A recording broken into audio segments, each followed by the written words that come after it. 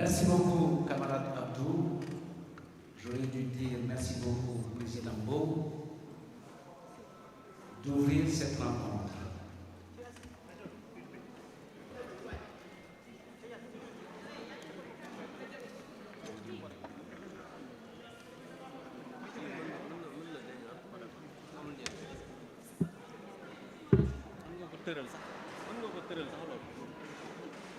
Mesdames, Messieurs les journalistes, chers invités, chers camarades,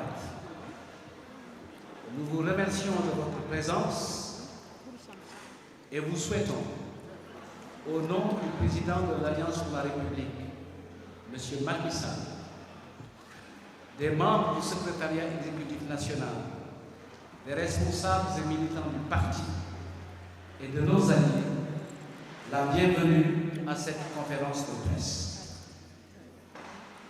Permettez-nous, avant d'entamer la conférence de presse, d'observer une minute de silence pour nous recueillir devant la mémoire de nos compatriotes qui ont péri en mer et sur les routes ces dernières semaines.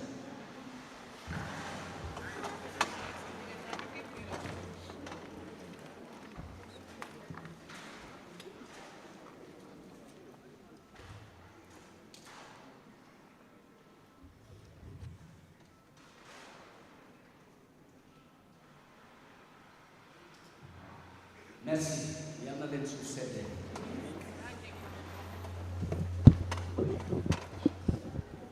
Mesdames et messieurs,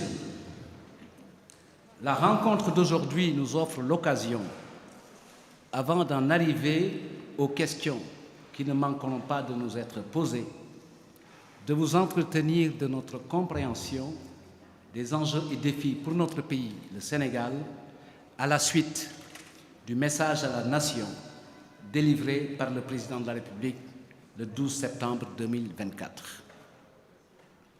Le Sénégal, modèle de référence et de paix sociale et de stabilité, traverse l'un des pires moments de son histoire démocratique.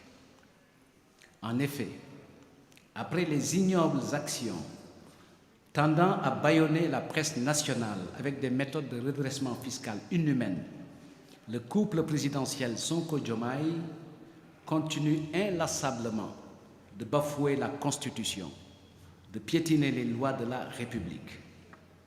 En tant que gardien de la Constitution, garant du fonctionnement des institutions, le président de la République, piégé par son Premier ministre, multiplie les fautes politiques et les atteintes graves à la Constitution.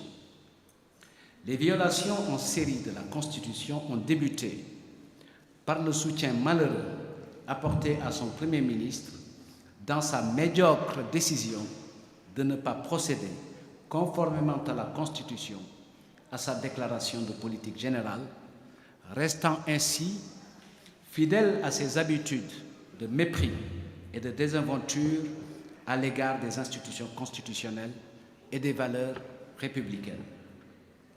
Mais le plus affligeant, ce sont les artifices minables utilisés pour museler l'institution parlementaire et la mise en œuvre souveraine de son agenda des travaux. Cette crise institutionnelle entre l'exécutif et le législatif, provoquée, voulue et entretenue par le président de la République, avait pour seul dessein de bloquer l'institution parlementaire, d'éviter à son Premier ministre le face-à-face avec les députés dans le cadre d'une motion de censure.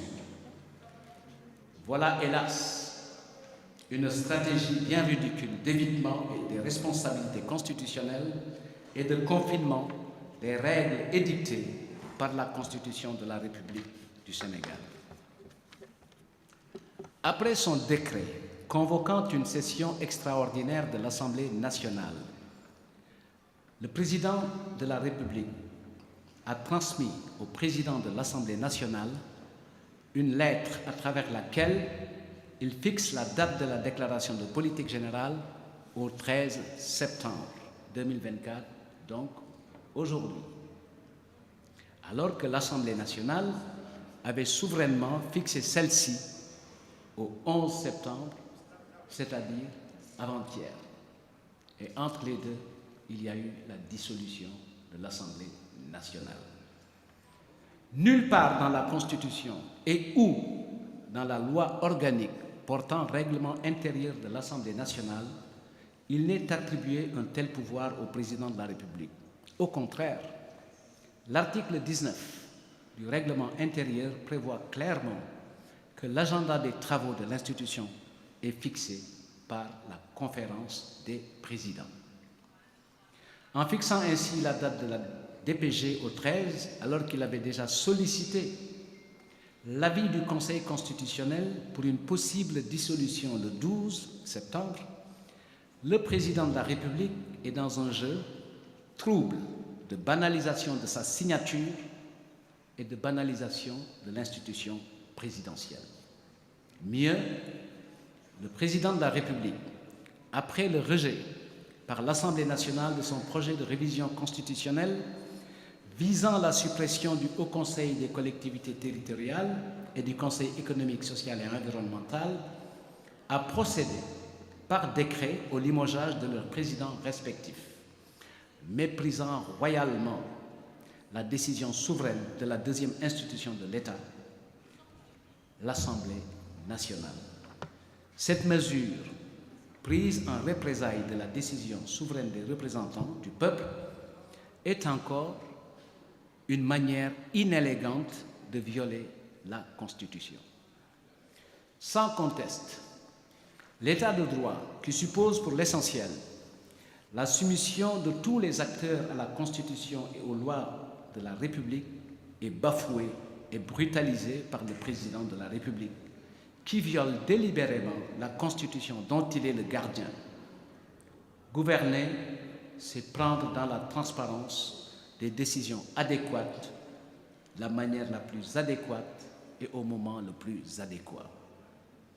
En effet, en prenant les décrets mettant fin aux fonctions des présidents du Haut Conseil des collectivités territoriales et du Conseil économique, social et environnemental, bloquant ainsi le fonctionnement de ces institutions, le président de la République commet un parjure.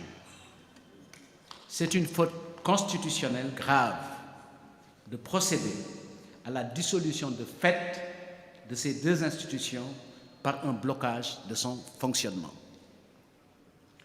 À cette infantilisation de nos institutions s'ajoute malheureusement la régression des droits humains et des libertés individuelles à travers des arrestations injustifiées de leaders d'opinion comme Bah Diakhaté, Amath Suzanne Camara et l'ancien commissaire de police Cheikhna Keïta.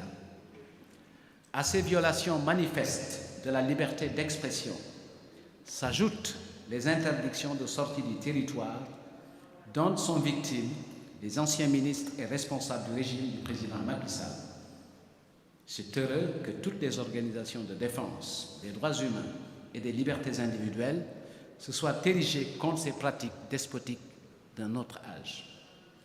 Face à ces dérives dictatoriales, aux menaces d'embastiment d'acteurs politiques, à la régression de notre démocratie, au mépris du peuple qui souffre et meurt par l'immigration clandestine, il n'y a d'autre alternative que de barrer la route à ce régime qui a lamentablement échoué devant l'inflation, le repli et l'incertitude économique, la criminalité galopante, les accidents de la circulation et surtout, il a échoué par l'absence de solution pour la jeunesse en quête d'un avenir meilleur, les marchands ambulants et les conducteurs de moto Jakarta qui gagnent difficilement leur vie.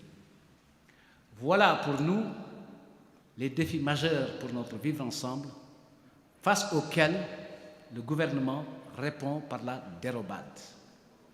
Mesdames et messieurs, chers invités, au total, nous avons entendu hier le message d'un président de la République partisan qui avance masqué vers un agenda électoral sans concertation avec les acteurs.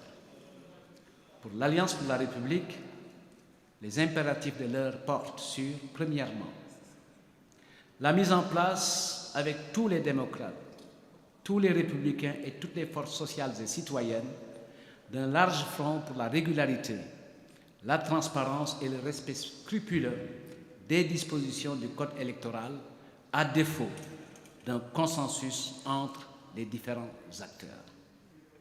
Deuxièmement, la mise en place d'une coalition électorale de l'opposition la plus large possible pour une victoire éclatante et imposer la cohabitation aux nouvelles autorités au soir du 17 novembre 2024 pour le bien du Sénégal.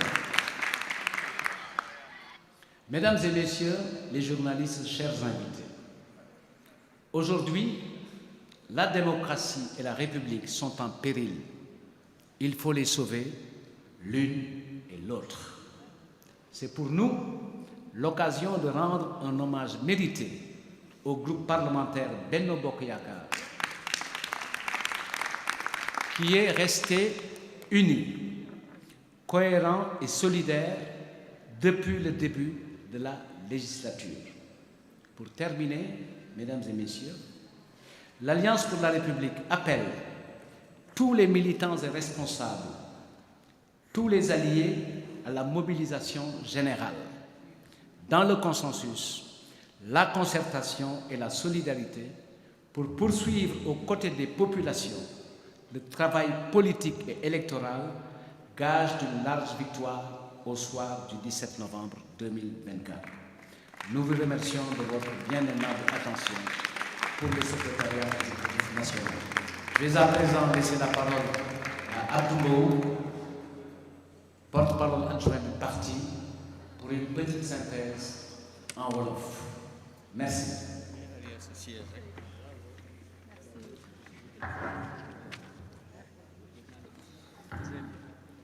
Merci beaucoup.